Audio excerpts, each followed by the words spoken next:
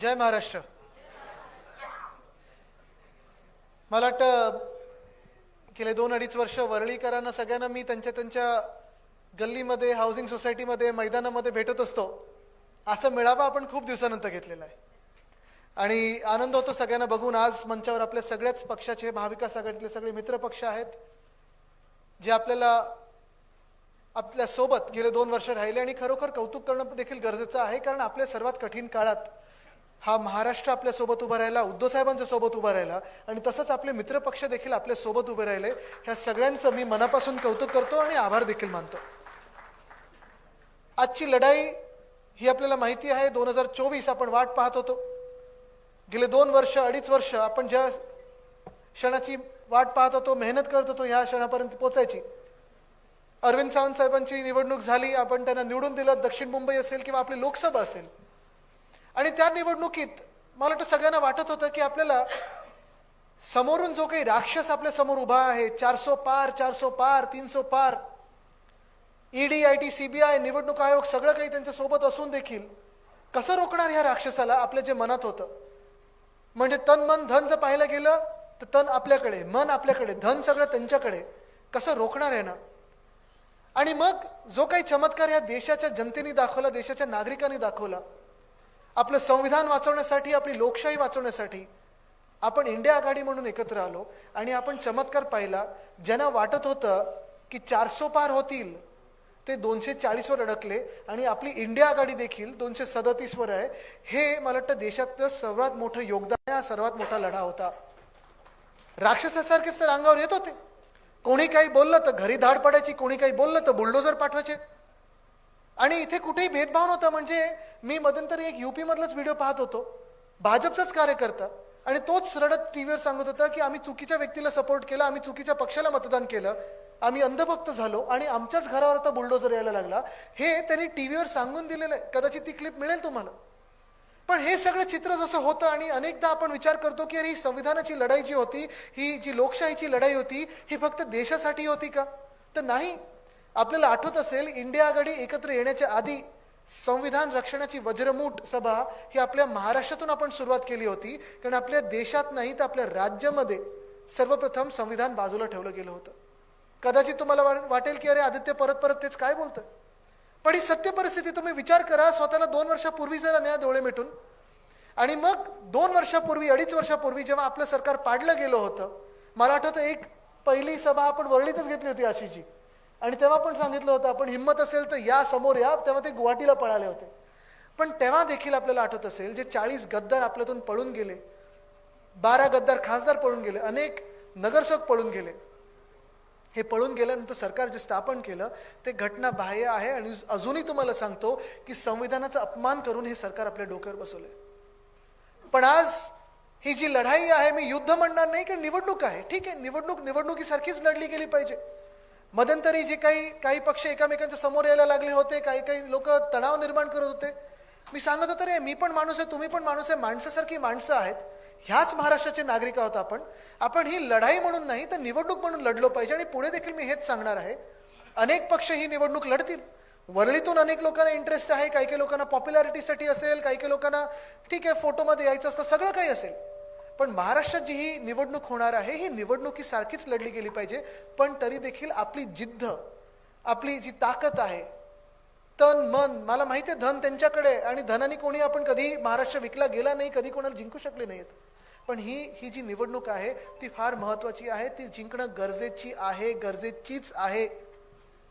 कारण आपण आज ज्या भाषेत बोलत आहोत, जे आपण सगळे एकत्र आलेलो आहोत, जी आपली ओळख आहे, महाराष्ट्र आहोत, मराठी आहोत, आणि जी काही जातपात धर्म जो काही आपला असेल, ज्या बिनधास्तपणे ह्या महाराष्ट्रात आपण फिरत आहोत, जर आपलं सरकार आपण आणू शकलो नाही तर पुढच्या 2 वर्षामध्ये तुम्हाला मुंबईमध्ये अदानी यांची परवानगी घ्यायला लागेल आणि मग आपल्या भाषेत बोलायला लागेल.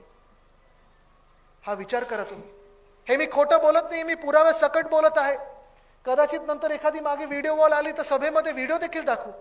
पण तुम्ही हा विचार करा, ज्या बिनधास्तपणे आपण आज फिरत आहोत, जी भाषा आपण बोलत आहोत, जे संस्कार आहेत, आपली संस्कृती आहे जी आपण साजरी करतो. आता दिवाळी येईल, आपले सणवार निघून गेले, गणपती होते, मग नवरात्र आली, ज्या थाटात आपण जी साजरी करत होतो, तो बिनधास्तपणाने आपण होऊ द्यायचं नाही. अर्थात शिवसेना उद्धव बाळासाहेब ठाकरे पक्ष असताना आपला लढा तर चालू राहणारच, पण अधिकृतरित्या जी मुंबई ही अदानीच्या घशात फुकटात टाकत आहे त्याचा मी विरोध करणार आणि तुम्ही पण विरोध करणं गरजेचं आहे. हा प्रश्न फक्त मुंबईचा नाही, हा फक्त प्रश्न वरळीचा नाही, तर संपूर्ण महाराष्ट्राचा आहे, आपल्या संस्कृतीचा आहे, आपल्या भाषेचा आहे, आपल्या अभिमानाचा आहे, आपल्या स्वाभिमानाचा आहे.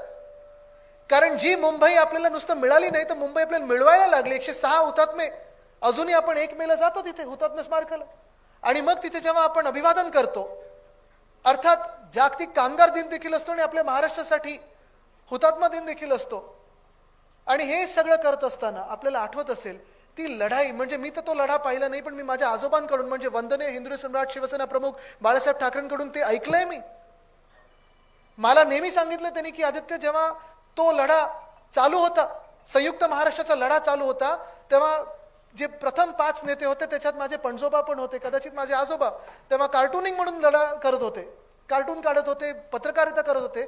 पण तीच भूमिका माझ्या आजोबांमध्ये आली, माझ्या वडिलांमध्ये आली, माझ्यामध्ये आलेली आणि आपल्या सर्वांमध्ये आली आहे. आणि म्हणून ही मुंबई असेल, ज्या मुंबईने आपले निकाल आपण पाहिलं असेल, खरं तर 5-1 असा तो निकाल होता. 1 सीट आपली चोरली, आपण लढतोय लोकसभेत, पण मग त्याच्यानंतर पदवीधर असेल, शिक्षक मतदारसंघ असेल, सेनेटची निवडणूक असेल, आपण वाट पाहत आहोत या विधानसभेची. कारण ही मुंबई असेल, हा महाराष्ट्र असेल, आपल्या हातातून हा जाता कामा नये.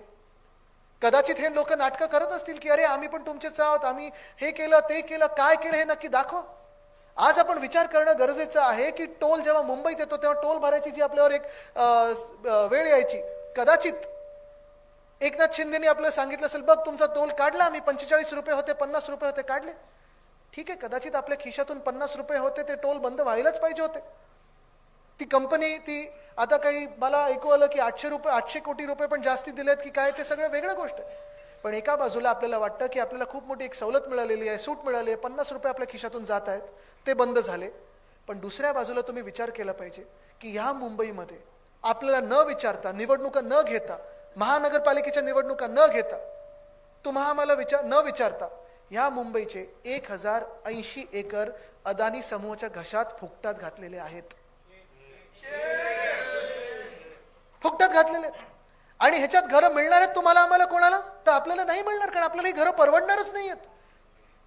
परवडणार नाही तर सोडा. काही काही सोसायटीमध्ये आता हे पण सांगायला लागले की आम्हाला मराठी माणसं नको आहेत, काही काही सोसायटीमध्ये आम्हाला हे सांगायला लागले की तुम्ही कुठच्याही भाषेचं बोलत असाल, कुठच्याही जातीचे असेल, कुठच्याही धर्माचे असाल, आम्हाला नॉनव्हेज खाणारी माणसं नको आहेत. पण आज आपण पाहतोय ह्या राज्यामध्ये, ह्या महाराष्ट्रामध्ये, ह्या मुंबईमध्ये जेव्हा 1080 एकर अदानी समूहाच्या घशात घालतात, तर तुम्हाला कदाचित वाटत असेल की अरे आदित्य तुमचा का ह्याला विरोध आहे, उद्धव साहेब का विरोध करतात, आदित्य तू का विरोध करतोय, आपला पक्ष का विरोध करतोय. कदाचित आपण पण सेटल होऊ शकलो असतो यांच्यासारखे, पण आपण सेटल होऊ शकत नाही. कारण मुंबईवर तुम्ही तुमचा जर मालकी हक्क गाजवायला गेला तर ही मुंबई अदानीची नाही, माझ्या मुंबईकराची आहे, सामान्य माणसाची आहे. ही मुंबई माझ्या कामगारांची आहे, ही मुंबई माझ्या विद्यार्थ्यांची आहे, ही मुंबई जे रोज इथे मेहनत करतात, कष्ट करतात, महिला असतील, पुरुष असतील, तरुण असेल, युवा असेल, युवती असेल, वयस्कर लोक असतील, ही त्यांची मुंबई आहे. आणि त्यांचाच आवाज या मुंबईत चालला पाहिजे, दुसऱ्या कोणाचा ह्या मुंबईत आवाज चालणार नाही. ही मुंबई आपल्या लोकांची आहे आणि ती आपलीच राहिली पाहिजे. पण धारावीची काही भूक कमी होत नाही. खरं तर धारावी पण हा महत्वाचा विषय आणि ती देखील सीट आपण जिंकणं गरजेचं आहे. आज आपण पाहतोय धारावीचा लढा शिवसेना उद्धव बाळासाहेब ठाकरे पक्षाने दिलेला आहे, उद्धव साहेबांनी दिलेला आहे, आपण सर्वांनी दिलेला आहे, महाविकास आघाडी म्हणून दिलेला आहे. कदाचित आपल्या काळात जर हे टेंडर आलं असतं, तर मी हे स्पष्टपणे सांगतो, कदाचित अदानी जिंकू शकले असते, कोणी दुसरं जिंकू शकलं असतं. पण धारावीचा जो विषय तो मी समजून तुम्हाला सांगतोय, कारण आज आपली ही बैठक आहे, महाविकास आघाडीच्या कार्यकर्त्यांची बैठक आहे. तुम्हाला समजायला पाहिजे की आपण कशासाठी लढतो. मूळ धारावी आहे 300 एकर, त्याच्यात झोपड्या आहेत, त्याच्यात मायक्रो इंडस्ट्रीज आहेत. आणि ती धारावी 300 एकर मध्ये आपल्याला पुनर्विकास करायचा असेल तर काही अधिकची जागा लागणार, कारण ट्रान्झिट कॅम्प गरजेचे आहेत. म्हणून रेल्वेची लँड घेतली, म्हणून टाटा पॉवर रिसिव्हिंग स्टेशनची लँड घेतली. ही जमीन जे सगळं एकत्र केलं तर 540 एकर ह्या त्या अदानी समूहाला मिळतात, कारण तिथेच तो पुनर्विकास झाला पाहिजे. पण झाले काय आता, तो पुनर्विकासाच्या टेंडरमध्ये एकनाथ शिंदेच्या सरकारने स्टेअरकेस प्रीमियम माफ केला, ओपन स्पेस प्रीमियम माफ केला.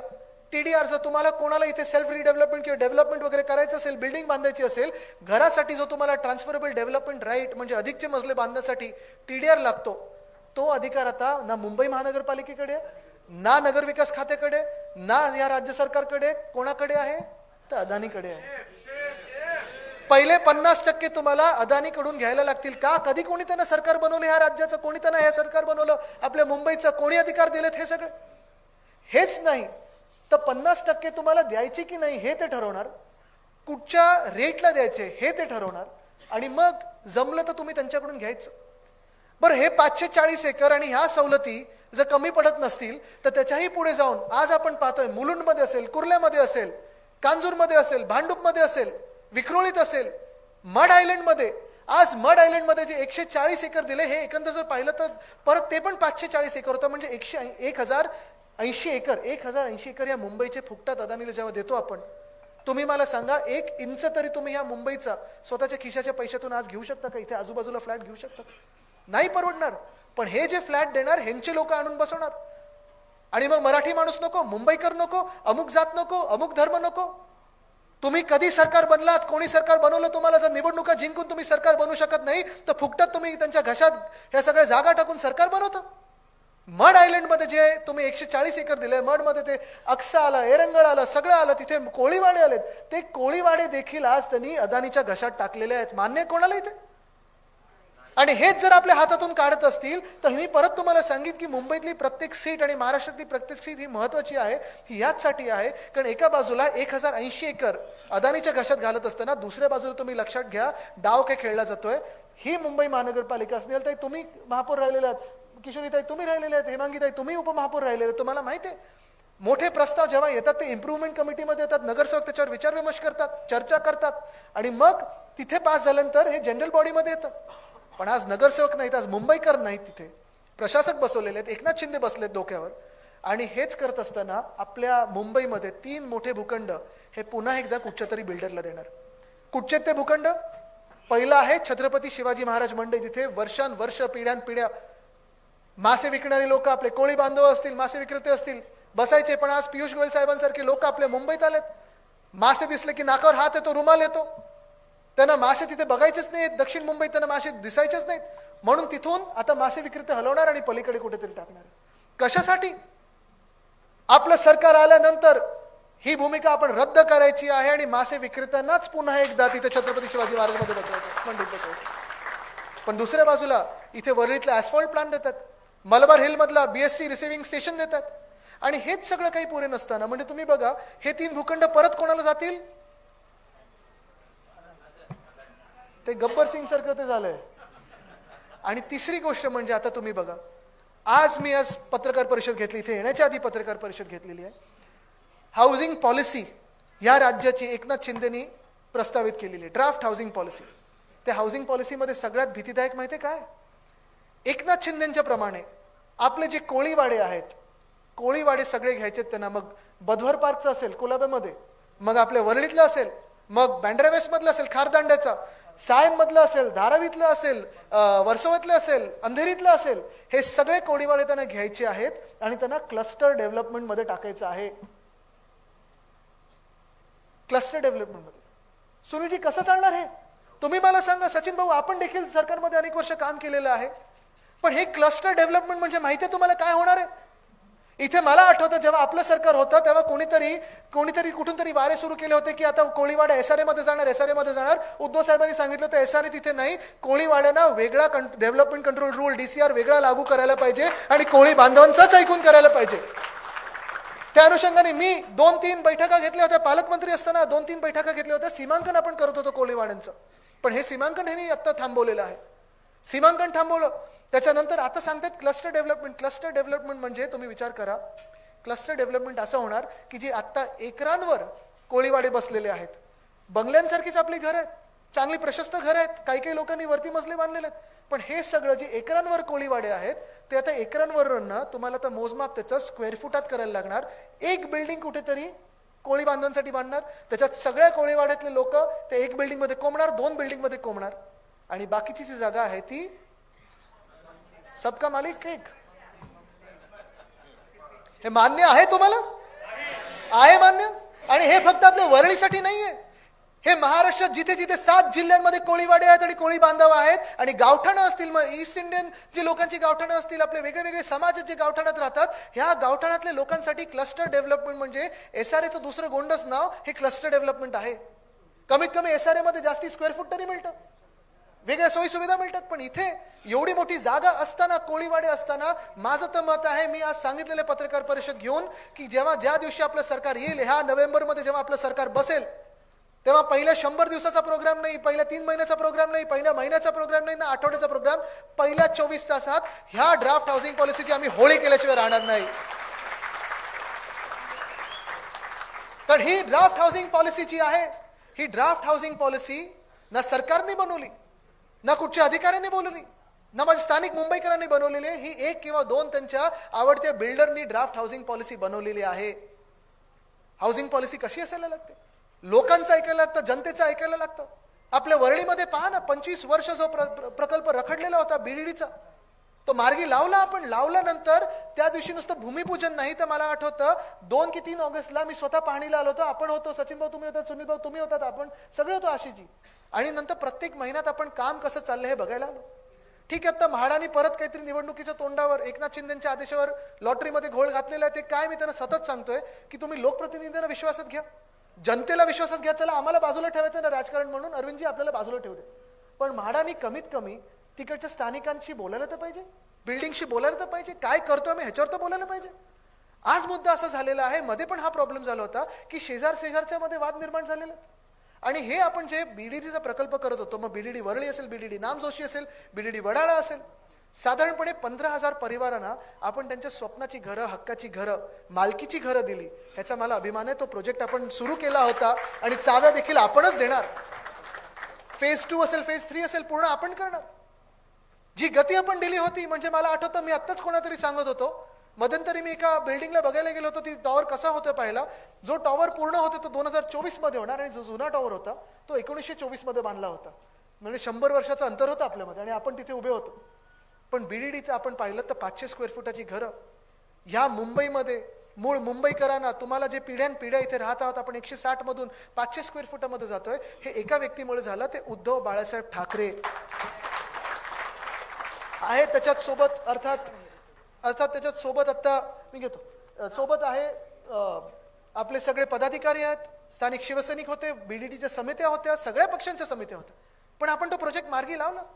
अनेक स्लमचे प्रोजेक्ट जे वर्षानुवर्ष रखडलेले होते, आणि ते त्याच्यात पडल्यानंतर कळतं की आम्ही आमदार म्हणून तसं काही करू शकत नाही, पण आपलं जोर लावायला लागतो, थोडी जबरदस्ती करायला लागते, बिल्डरना थोडं धाक दाखवायला लागतो. हे सगळं केल्यानंतर तुमची जी ताकद आहे ती दिसल्यानंतर आपण पाहतोय अरविंद सावंत साहेब गेल्या 2 ते 3 वर्षामध्ये अनेक प्रकल्प जे वर्षानुवर्ष रखडलेले होते, ते सचिन भाऊ असतील, सुनील भाऊ असतील, दोघांच्या गायडन्सनी, आशिषजी सहकार्याने आपण ते प्रोजेक्ट देखील मार्गी लावलेले आहेत. आणि त्या स्लम रिहॅबमध्ये पण लवकरात लवकर पुढच्या 2 ते 3 वर्षात आपण घरं देऊ शकू, अशा ते मार्गी आपण लावलेले आहेत कामं. अनेक कामं. GK मार्गचा प्रश्न आहे, सगळे येत आहेत, भेटतात. आपण आता प्लॅनिंग चालू केले, सर्वे चालू केलेला आहे. कोळीवाड्याचा जो प्रश्न आहे तो माझा शब्द आहे, आणि नुसतं वरळीच्या कोळीवाड्याला नाही तर सगळ्या कोळीवाड्यांना, की आपल्याला त्यांना जसं डेव्हलपमेंट पाहिजे, सेल्फ रिडेव्हलपमेंट असेल किंवा जशी घरं आहेत तशीच घरं पक्की करून, ज्या सोयी सुविधा आहेत, मत्स्य जे आपला व्यवसाय आहे तो बंद न करता आपल्याला ते आपलं पक्क घरं कशी मिळतील ह्याच्यावर आपण विचार करणं गरजेचं आहे. आणि विचार काही आम्ही नाही करू शकत फक्त एकटे, राजकीय लोकांच्या हातात सगळा काही विचार द्यायचा नसतो, नाहीतर जे आता झालं तर तसं होतं. आपल्याला स्थानिक तिकडचे जे स्टेक होल्डर्स आहेत, मग तिकडचे रहिवासी असतील, त्याच्यातले काही एक्सपर्ट्स असतील, जागतिक जे एक्सपर्ट्स असतील, ग्लोबल एक्सपर्ट्स असतील, जगात काही चांगलं झालंय तो मार्ग दाखवण्यासाठी आपल्याला ह्या सगळ्यांना एकत्र करणं गरजेचं असतं. पण आपण पाहतोय या महाराष्ट्रामध्ये असेल, मुंबईमध्ये असेल, कुठचंही काम, कुठचाही त्रास, कुठचाही प्रॉब्लेम, कुठचाही इश्यू, कुठचाही विषय सोडवण्याकडे लक्ष नाही. आज जे लक्ष या मिंदे सरकारचं आहे, आज जे लक्ष या भाजपचं आहे, ते एकाच गोष्टीवर आहे की प्रत्येक गोष्टीमधून पैसे कसे मिळणार. मग कुठेतरी गोंधळ घाला, जो प्रोजेक्ट चालू झाला त्याच्यात काम रखडवा, कुठेतरी SRAची बिल्डिंग होते त्याच्यात जाऊन काहीतरी मागा, कुठेतरी रस्त्याचं काम चालू आहे स्वतःच्या कॉन्ट्रॅक्टरला कसं मिळेल बघा. मागच्या वर्षीचा मुंबईचा घोटाळा बघा रस्त्यांचा, आणि ह्या वर्षीचा रस्त्यांचा घोटाळा बघा. आपल्याला आठवत असेल मागच्या वर्षी देखील मी सांगत होतो की मुंबईमध्ये 6,080 कोटीचा घोटाळा झालेला आहे, आणि मी तो लोकांसमोर आणल्यानंतर त्यांना 1,000 कोटी त्याच्यात कमी करायला लागले. म्हणजे मुंबईचे 1,000 कोटी आपण सगळ्यांनी मिळून वाचवलेले आहेत. त्यावेळी देखील मी प्रधानमंत्री महोदयांना विनंती करत होतो, जाहीर विनंती केली होती की प्रधानमंत्री महोदय, तुम्हाला एका घोटाळ्याचं उद्घाटन करायला बोलवत आहेत, भूमिपूजन करायला बोलवत आहेत, कृपा करा आणि येऊ नका. पण ते आले, आणि आल्यानंतर त्यांनी नारळ फोडला, आज चॅलेंज देतो, मागच्या वर्षीच्या रस्त्याची कामं असतील किंवा ह्या वर्षाची रस्त्याची कामं असतील, एक तरी रस्ता ह्या मुंबईत ह्या 2 वर्षात पूर्ण झालेला दाखवा. एक तरी दाखवा. कॉन्क्रिटीकरणचं पूर्ण पॅच झालेलं दाखवा. कधी कॉन्क्रिटीकरण झालं की कोणाला अजून काहीतरी आठवतं की अरे ह्याच्या खालती आम्हाला लाईन टाकायची होती, वायर टाकायचे होते, पाईप टाकायचा होता. पण हा सगळा जो गलथानपणा चालू आहे मुंबईमध्ये आणि महाराष्ट्रामध्ये, तो एकाच व्यक्तीमुळे चालू आहे. त्यांचं नाव एकनाथ शिंदे. खोके सरकार. जे आपण अरविंद सावंत साहेब सांगत होतात डॅव्होसचं माझं कौतुक करत होतात, कौतुक करण्याची बिलकुल गरज नाही. कारण हे कोणी तिथे गेलं ज्याला महाराष्ट्रासाठी काम करायचं, ज्याला जनतेची सेवा करायची, असाच त्या मोठ्या व्यक्तींबरोबर बोलेल, बसेल आणि काम करेल. भिडायची पण गरज नसते, भेटायची गरज असते. कारण आज जग खूप भिडतंय, आपल्याला भेटणं गरजेचं आहे, एकत्र येऊन काम करणं गरजेचं आहे. आज समाजांमध्ये वाद आहेत, आज धर्मांमध्ये वाद आहेत, आज जातींमध्ये वाद आहेत, आज बिल्डिंग्समध्ये वाद आहेत. कुठे ना कुठेतरी आपल्याला मार्ग जर पुढे दाखवायचा असेल, एकत्र यायचं असेल, तर आपल्याला ते वाद मिटवून एकत्र यायला लागेल. कारण आपली ओळख महाराष्ट्र आहे, जी हे पुसून अदानी करण्याचा प्रयत्न करत आहेत. पण अरविंद सावंत साहेब तुम्हाला एक तेच सांगतोय, तुम्ही ते हेवी इंडस्ट्रीज खातं देखील सांभाळलेलं आहे. तुम्ही सांगा ते नवरात्रांचं भाजपने काय केलं? सगळं विकलेलं आहे. एकामागोमाग एक विकत चाललेले आहेत. बरं, विकल्यानंतर काही चांगलं निघतंय का? तेही नाहीये. जसं आज आपण पाहतोय, सगळ्यांना आपल्याला वाटतंय की अरे नवरत्न तर गेले. महाराष्ट्रामध्ये गेल्या 2 वर्षात तुम्ही मला सांगा, एका तरी नव्या रोजगाराची संधी उपलब्ध झाली का? झाली? इथे मंचावर माझ्या आजूबाजूला अर्धे BKS आणि SLS चे लोक बसले. तुम्ही मला सांगा, जसं तुम्ही 10 वर्षापूर्वी, 15 वर्षापूर्वी किंवा आपल्या 2.5 वर्षाच्या काळात देखील लोकांना सांगू शकत होतात अरे ह्या जॉब ऑपॉर्च्युनिटी येत आहेत, तुम्ही मला सांगा या 2 वर्षामध्ये एक तरी इंटरव्ह्यू तुम्ही कुठे लावू शकला आहेत का? Job interview. कारण नोकऱ्याच उपलब्ध नाही होतात. आपल्या राज्यात कोणाला यायचंच नाही उद्योगपत्यांना. मला आठवतं जेव्हा आपली बैठक झाली होती, जेव्हा उद्धव साहेबांचं सरकार आलं, महाविकास आघाडीचं सरकार आलं, तेव्हा उद्धव साहेबांनी एक बैठक बोललेली. त्याच्यात अगदी रतन टाटा साहेब असतील, मुकेश अंबानी साहेब असतील, सगळे उद्योगपती आले आणि त्यांनी सांगितलं होतं की ह्या राज्याच्या पुढे नेण्याची जबाबदारी आता आमची, उद्योगपती म्हणून आम्ही घेत आहोत. आणि तसं आपण करून दाखवलं. जागतिक काही ग्लोबल ऑन्टरप्रेन्योर्स होते, डॅव्होसला देखील आपण वेगळ्या लोकांशी बोललो. 6.5 लाख कोटीची गुंतवणूक आपल्या राज्यामध्ये आणली. आणि ती गुंतवणूक मध्यंतरी जेव्हा हे आत्ताचे उद्योगमंत्री, त्यांचे उद्योग मला काही माहित नाही, पण डांबर गायब होत असतं त्यांच्या जिल्ह्यामधून. माहितीये का कोण? अच्छा, डांबरवर कळलं की काय तुम्हाला, की खात्यावर कळलं? त्यांनी मला चॅलेंज दिलं, आदित्य खोटं बोलतोय. आदित्यने सांगितलं ते खोटं आहे. महाविकास आघाडीच्या काळात काहीच नव्हतं आलं. एका न्यूजपेपरने, एका वृत्तपत्राने दाखवलं की 95% जे आपण MOU सही केले होते त्याचं कन्व्हर्जन झालं आणि तिथे काम चालू आहे. म्हणजे जी काही रोजगाराची संधी उपलब्ध होईल ती आपल्या वेळेची होईल. पण गेल्या 2 वर्षामध्ये आपण पाहतोय एकाही उद्योगपतीला, हे मुख्यमंत्री आणि 2 DCM, कुठचाही माणूस विश्वासू वाटत नाही. 1 रुपयाची गुंतवणूक आपल्या राज्यात येऊ शकत नाही. कारण विश्वासच नाही आणि पॉलिटिकल स्थिरता नाही आहे, राजकीय स्थिरता नाही. आज अस्थिरता जी निर्माण झालेली आहे, आज गुंडगर्दी जी झालेली आहे, कोण कोणालाही मारतंय. APवर काय हमला होतोय, PIवर कधी हमला होतो, पोलिसांवर काय लाठीचार्ज होतो, कधी वारकऱ्यांवर लाठीचार्ज होतो, कधी जरांगे पाटील साहेबांवर लाठीचार्ज होतो. पण त्या लाठीचार्जच्या मागे जनरल डायर कोण हे कोणालाच अजून कळलं नाहीये. एकनाथ शिंदेंनी आदेश दिले होते की देवेंद्र फडणवीसांनी आदेश दिले होते? कोणालाच माहिती नाही. मुख्यमंत्र्यांच्या आदेशाशिवाय असा लाठीचार्ज होऊ शकतच नाही. पण आज नोकऱ्यांच्या संध्या आहेत कुठे? आज आपण सगळं काही मागत आहोत, आपल्या न्याय हक्कांसाठी लढत आहोत, आंदोलनं करत आहोत, रस्त्यावर उतरत आहोत.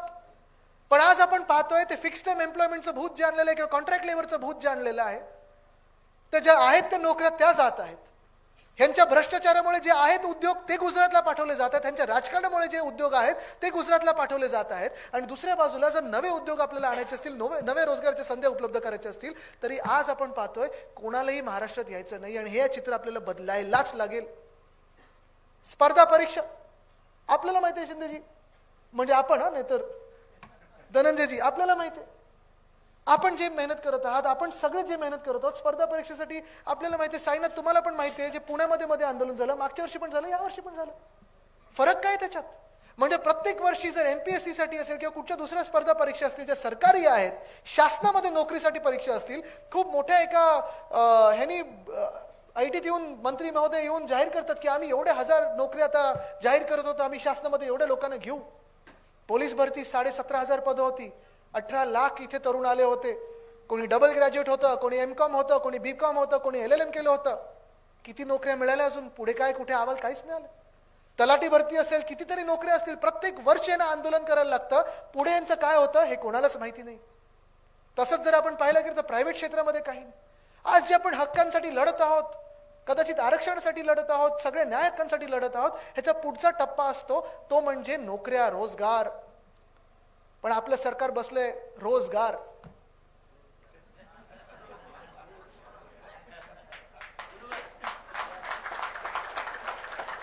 आणि म्हणून आपण ठरवलेलं आहे की जेव्हा आपलं सरकार येईल, आणि आत्ताच सरकार येतंय, आपलं सरकार आपण आणणारच, तुम्ही सगळे आपलं सरकार आणणार. आपल्या टॉप 3 प्रायोरिटी, कारण 1997 मध्ये टोनी ब्लेअर यानं विचारलं होतं की तुम्ही जर प्रधानमंत्री झालात तर तुमच्या टॉप 3 प्रायोरिटी काय होतील, आणि त्यांनी सांगितलं होतं पहिली प्रायोरिटी ही शिक्षण, दुसरी प्रायोरिटी ही शिक्षण, आणि तिसरी प्रायोरिटी ही शिक्षण. तसं आपण करून दाखवलं, आणि ते महाराष्ट्रात करू. मुंबई पब्लिक स्कूलमध्ये IB आणलं, IGCSE आणलं, CBSE आणलं, सगळं आणलं. ते महाराष्ट्रात महाराष्ट्र पब्लिक स्कूल म्हणून आणूच. पण आज आपल्या महाराष्ट्राला गरज आहे, जर तुम्ही मला विचाराल तर टॉप 3 प्रायोरिटी रोजगार, रोजगार, रोजगार, जॉब, जॉब, जॉब. हे आज महाराष्ट्राच्या तरुण तरुणींना अपेक्षित आहे, आणि ते आपल्याला करणं गरजेचं आहे. त्याच्यासाठी एक राजकीय स्थिरता लागते, विश्वासू माणूस त्या पदावर लागतो. तसं त्यांच्यासोबत आजूबाजूची जी लोक आहेत, जे सगळे गद्दार होते ते नशिबाने तिथे गेलेले आहेत. आज विश्वासू लोक म्हणजे आपला महाराष्ट्र आहे. पण तुम्ही ठरवायचं आहे ह्या महाराष्ट्राला कुठच्या मार्गी न्यायचं आहे. एका बाजूला ही लूट चालू आहे, भ्रष्टाचार चालू आहे. एका बाजूला आपण पाहतोय कुठे काम नाही पण भ्रष्टाचार आहे. कॉन्ट्रॅक्टर्सची मजा चालली आहे, बिल्डर्सची मजा चालली आहे. दुसऱ्या बाजूला मुंबईतून मराठी माणसाला आणि आपल्या सर्वांना मग बाहेर काढण्याचा प्रयत्न होत आहे. कोळीवाडे आता क्लस्टर डेव्हलपमेंटमध्ये घशात बिल्डरांच्या घालणार. 1080 एकर तर घातलेच आहेत, ते देखील आपल्याला रद्द करायचं आहे. मग हे सगळं झाल्यानंतर पुढचा टप्पा काय असतो, आणि हे तुमच्याकडे येणार. कारण वरळीत काय आहे की गेल्या 5 वर्षात आपण गल्लोगल्लीत काम केलेलं. मग माझा फंड असेल, खासदार साहेबांचा फंड असेल, दोन्ही इतर आमदारांचा फंड असेल, नगरसेवक, महापौर, उपमहापौर सगळ्यांचा फंड असेल. आणि ही कामं काही लगेच एका मिनिटात 100% होऊ शकत नाहीत. आणि मी तुम्हाला खोटं सांगणार नाही कधी. उद्धव साहेबांनी मला सांगितलं आदित्य कधी खोटं बोलायचं नाही. पण हे सगळं होत असताना आपण वरळी A+ करत असताना मग BDTचा प्रश्न असेल, स्लमचा प्रश्न असेल, आपल्या चाळींचा इतर प्रश्न असेल, कोळीवाड्याचा प्रश्न असेल, हायराईज सोसायटीचा प्रश्न असेल, चांगले रस्ते असतील, डिस्पेन्सरी असेल, हे सगळं होत असताना कोविडचा काळ जो आपण पाहिला होता, मी अभिमानाने तुम्हाला सांगू शकतो, आणि तुम्ही देखील कोणालाही सांगू शकाल की या देशामध्ये जर पहिलं मोबाईल कोविड सेंटर कुठे उभारलं गेलं असेल, आणि ते पहिलं आणि नेहमीच टॉपला राहिलेलं ते आपलं वरळी NSCI डोमला उभं केलं होतं. एक सरकारी पैसा न वापरता CSR. मी तेव्हा काही फोन केले इकडे तिकडे, सगळ्यांनी मदत केली. आज सगळीची नेते मंडळी माझ्या बाजूला बसले, त्यांनी मदत केली. डॉक्टर लाकडावाला तेव्हा आले. आणि मग मुंबईभरातून कोणी रात्री अपरात्री फोन केलं तरी मला फोन याचा, आदित्य आमच्याकडे बेड आता उपलब्ध होतं पण वरळीत मिळेल का. ते पाहून लगेच आपण BKC मध्ये केलं, ते पण आपण मुलुंडमध्ये केलं, ते पण आपण दहिसरमध्ये केलं. आणि मुंबईचं मॉडेल, धारावीचं मॉडेल हे जागतिक स्तरावर त्याचं कौतुक झालं. ते आपलं कोविड सेंटर हे आपल्या मुंबईत वरळीमधून सुरू झालं होतं. ह्याचा मला अभिमान आहेच. कोविडच्या वेळी, कोविडच्या नंतर, सरकार असताना, सरकार नंतर. पण आपला हा जो लढा आहे तो आपल्या संयुक्त महाराष्ट्र, आपल्या महाराष्ट्राच्या अस्मितेसाठी आहे, आपल्या महाराष्ट्रासाठी, आपल्या मुंबईसाठी आहे, तुमच्या आमच्या अस्तित्वासाठी आहे, अस्मितेसाठी. आणि अस्तित्व जेव्हा मी म्हणतो तेव्हा राजकीय अस्तित्व नाही. कारण राजकीय अस्तित्व हे मला महत्वाचं वाटत नाही. आपल्याला विचार करा, हा माझं जे वय आहे आणि जे काही घडलं आमच्यासोबत, माझ्या वडिलांसोबत जे घडलं, माझ्यासोबत जे घडलं किंवा आपल्या पक्षासोबत घडलं, कदाचित 2 वर्षापूर्वी हे सगळं सोडून निघून गेलो असतो कुठेतरी परदेशी, काहीतरी वेगळा जॉब करू शकलो असतो. जे वार माझ्यावर होत होते पुढून मागून सगळीकडून, जे वार आपल्या सगळ्या कार्यकर्त्यांवर होत आहेत, आज देखील सूरज चव्हाण जेलमध्ये बसलाय बिचारा. हे सगळं जे आहे ह्या अन्यायाविरुद्ध लढायला ह्या महाराष्ट्रात मी लढणार, आणि ह्यांना बाहेर पळण्याशिवाय थांबणार नाही. ही शपथ शिवरायांच्या चरणी मी घेतलेली आहे, डॉक्टर बाबासाहेब आंबेडकरांच्या चरणी घेतलेली. ही ताकद आहे आपली, ही आपली एकजुटीची ताकद आहे. कारण हे जर आपण आजमावली नाही आता तर मग आपलं नाव हे ते बदलतील, आपली ओळख ते बदलतील, आपलं राहणं आहे ते बदलतील, आपलं जगणं आहे ते बदलतील, आणि आपल्याला आवाज काढायला कुठे पुढे काही संधी मिळणार नाही. तुम्ही विचार करायचा आहे कोणाच्या बाजूने तुम्ही उभं राहणार. आत्ता काही लोक येतील, आयुष्यात पहिल्यांदा दिसलेले लोक येतील, खूप काही गोष्टी सांगतील, कानात काहीतरी भरण्याचा प्रयत्न करतील, वाद निर्माण करण्याचा प्रयत्न करतील, सगळं काही आमिष दाखवण्याचा प्रयत्न करतील. पण तुम्ही त्यांना विचारा, जेव्हा कोविडचं संकट आमच्यावर होतं तेव्हा उद्धव बाळासाहेब ठाकरे आमच्यासाठी लढत होते, तुम्ही कुठे बिळात बसला होता. जेव्हा ह्या महाराष्ट्राला पुढे न्यायचं होतं तेव्हा उद्धव बाळासाहेब ठाकरे आमच्यासाठी लढत होते, तुम्ही कुठे होतात. जेव्हा उद्धव साहेबांवर 2 शस्त्रक्रिया झाल्या होत्या तेव्हा मला उद्धव साहेबांनी महाराष्ट्राला जागतिक संधी मिळत होती, तिथे अवॉर्ड घ्यायला नाही तर काम करायला पण पाठवलं होतं, स्वतःच्या मुलाला लांब पाठवलं होतं, तुम्ही कुठे होतात. जेव्हा या महाराष्ट्रावर केंद्र सरकार अन्याय करत होतं आणि अजून देखील करत आहे, GSTचा परतावा आपल्याला देत नाही, नोकऱ्या सगळ्या इथून तिथे नेतात, तेव्हा तुम्ही कुठे होतात. कोण पक्ष समोर कोण काय मला माहिती नाही, पण आपण फक्त वरळी म्हणून नाही, फक्त मुंबई म्हणून नाही, तर महाराष्ट्र म्हणून तर लढणं गरजेचं आहे, एकत्र राहणं गरजेचं आहे. पुढच्या काही दिवसांमध्ये आपल्यामध्ये वाद निर्माण करण्याचा प्रयत्न करतील राजकीय कार्यकर्त्यांमध्ये. अरे तुला काय मिळालं, ह्याला काय मिळालं, कदाचित समाजामध्ये जातींमध्ये वाद निर्माण करण्याचा प्रयत्न करतील, धर्मांमध्ये वाद निर्माण करण्याचा प्रयत्न करतील. पण हे सगळे वाद निर्माण केल्यानंतर जिंकतात ते आणि जिंकल्यानंतर जे सत्ता त्यांनी गाजवली 2 वर्ष आपल्या डोक्यावर बसून, या महाराष्ट्राला आणि तुम्हाला आम्हाला काय मिळालं आज तुम्ही विचार करा. आपल्याला सोडा, भाजपच्या कार्यकर्त्यांना काय मिळालं हे पण विचार करा. भोपळ्याशिवाय काही नाही. पण हे विचार करत असताना तुम्ही जेव्हा आता पुढचे 20 दिवस काम कराल, तेव्हा लक्षात ठेवा ही पुढचे 20 दिवस आपल्या महाराष्ट्रासाठी आहेत. पुढचे 20 दिवस, 20 नाही आता किती दिवस, सॉरी, नाहीतर 20-22, नाहीतर 20 दिवस झाले की आपण बंद करून टाकू काम मतदानाच्या. पण पुढचे दिवस तुमचं प्रत्येक मत हे महाराष्ट्रासाठी असेल. आज आपण लढत आहोत ते पुन्हा एकदा राक्षसासमोर लढत आहोत. आज आपण लढत आहोत ते आपल्या महाराष्ट्रासाठी लढत आहोत, आपल्या स्वाभिमानासाठी लढत आहोत. कदाचित तुम्हाला वाटत असेल इथे 50% महिला आलेल्या आहेत आणि महिलांची ताकद नेहमी शिवसेनेसोबत राहिलेली. कदाचित तुम्हाला वाटत असेल की 1500 रुपयावर तुमचं भागून निघणार आहे. काही काही लोकांना मिळतात, काही काही लोकांना मला वाटतं स्कीम काही काही ठिकाणी बंद पण झाली. नाही ते जाऊ दे, मी आज महिलांना जादू करून दाखवणार आहे. आज शेवटचा आज मुद्दा घेतो, कारण पलीकडे व्हीनसमध्ये पण जायचं, मग अजून 2-3 बैठक आहेत. जादू करून दाखवतो. डोळे बंद करा. केले? आता तुम्ही बघा, भाजपा जी 15 लाखापर्यंत बोलत होती 10 वर्षापूर्वी, आता डोळे उघडा, किती मिळाले हातात, किती शून्य कापले. म्हणजे 10 वर्षापूर्वी जे 15 लाखापर्यंत पद्धत बोलत होते, आज 1500 द्यायला निघालेले आहेत. आणि पुढे तुम्हाला सांगतो, जर चुकून यांचं सरकार बसलं तर हे 150 रुपये 150 रुपये हातात द्यायला यांच्यात लाज काही राहणार नाहीत. कारण शेतकऱ्यांना नुकसान भरपाई म्हणून 60 आणि 25 रुपयाचे चेक देतात. हे निर्लज्ज लोक आहेत, हे कोणाचे नाहीत, हे निर्दयी लोक आहेत. मी आज तुम्हाला सांगत आहे, महिलांना फक्त 1500 नाही तर वाढीव आपण देऊ, पण सुरक्षित महिला आपण देऊ, हे आपलं धोरण राहणार आहे. पण एका बाजूला आपल्याला वाटतं 50 रुपये टोलचे माफ, आम्हाला 1500 रुपये. हे सगळं करत असताना अदानीला 1 लाख कोटीचा फायदा होणार आहे. त्यांचा फायदा होऊ दे, मला काही त्याच्यात अडचण नाही. जगातले सर्वात मोठे श्रीमंत अजून काही लावायचं लावा, व्हा, नक्की व्हा. पण माझी मुंबई तुम्हाला लुटू देणार नाही. त्यासाठी मी लढणार म्हणजे लढणार आणि जिंकणार म्हणजे जिंकणारच.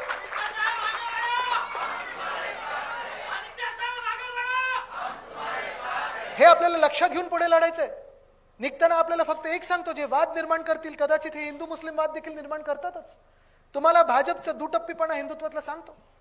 आता आपली क्रिकेटची टुर्नामेंट कोणाबरोबर चालू आहे? बांगलादेश बरोबर आहे ना. 2 महिन्यापूर्वी आपल्याला काय सांगत होते होय भाजपवाले, की बांगलादेशमध्ये हिंदूंवर अत्याचार होतोय आणि ते तिथे होतंय म्हणून आपल्याकडच्या मुस्लिम बांधवांना मारायला निघाले होते. इथे कुठेतरी दंगली निर्माण करायला निघाले होते. व्हॉट्सअप ग्रुपवर चाललं होतं, all eyes on Bangladesh, all eyes on Hindus on Bangladesh. आज तुम्ही विचार करा अरविंद सावंत साहेब, जर आज आपलं सरकार किंवा काँग्रेसचं सरकार असतं केंद्रात, आणि येणार ते आणणार लवकरच, पण बीसीसीआय पण आपल्याच कोणाच्या तरी हातात असती, जर पवार साहेब अध्यक्ष असते आणि त्याच बांगलादेशबरोबर आपण खेळलो असतो, तर हेच सगळे भाजपवाले आले असते ना रस्त्यावर आंदोलन करत. हा दुटप्पीपणा आहे. त्यांचं हिंदुत्व हे राजकीय हिंदुत्व आहे, राजकारणासाठी वापरतात आणि नंतर आपल्याला फेकून देतात. हा विचार आपण सगळ्यांना करायचा. आणि म्हणून आपलं हृदयात राम आणि हाताला काम हे जे धोरण आहे, मी पुन्हा एकदा सांगतो, जात पात धर्म सगळं आपल्याला बाजूला ठेवून जर आपल्याला ओळख ही बदलायची नसेल, महाराष्ट्र म्हणून स्वाभिमानाने जगायचं असेल, तर ह्या निवडणुकीत आपल्याला एकच चिन्ह, त्याच्यावर मतदान करायला लागेल. आपलं चिन्ह कुठचं आहे? चिन्ह कुठचं आहे? चिन्ह कुठचं आहे? भ्रष्टाचाराविरुद्ध, लुटेविरुद्ध, भ्रष्टाचाराविरुद्ध, मिंदेंविरुद्ध, आणि जे राक्षस आपल्या समोर उभे राहिलेत त्यांची होळी करायला कुठचं चिन्ह? मशाल. आपल्याला मशालावर मतदान करायचंय, कारण आपल्याला महाराष्ट्र जिंकवायचंय. धन्यवाद. जय हिंद, जय महाराष्ट्र, वंदे मातरम. इथून पुढे काम करत असताना तुमचं प्रेम, आशीर्वाद असंच माझ्यासोबत राहू द्या.